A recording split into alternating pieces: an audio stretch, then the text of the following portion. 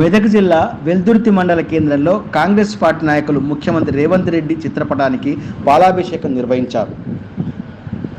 Congress party ఇచ్చిన మాట ప్రకారం 6 గ్యారంటీ పథకాల్లో భాగంగా ఉచిత విద్యుత్తు, 500 రూపాయలకే గ్యాస్ సిలిండర్ పంపిణీ చేసిన సందర్భంగా స్థానిక అంబేద్కర్ చౌరస్తాలో ముఖ్యమంత్రి రేవంత్ రెడ్డి చిత్రపటానికి పాలాభిషేకం నిర్వహించి కృతజ్ఞతలు తెలిపారు. కాంగ్రెస్ పార్టీ ఇచ్చిన మాట ప్రకారం 6 గ్యారంటీ పథకాలు అమలు చేసి నిరుపేదలకు అండగా నిలుస్తామని కాంగ్రెస్ పార్టీ నర్సాపూర్ నియోజకవర్గ ఇన్ఛార్జ్ ఆవుల రాజిరెడ్డి తెలిపారు. నియోజకవర్గ అభివృద్ధికి ప్రత్యేక నిధులు కేటాయించాలని, త్వరలోనే శంకుస్థాపన కార్యక్రమం నిర్వహిస్తామని తెలిపారు. ఈ కార్యక్రమంలో రాష్ట్ర ఫిషర్మెన్ కార్యదర్శి తలారి మల్లేష్, వెల్దుర్తి మాజీ అధ్యక్షుడు నరసింహారెడ్డి, సొసైటీ డైరెక్టర్ కృష్ణగౌడ్, వెల్దుర్తి మండల అధ్యక్షుడు మహేష్ రెడ్డి,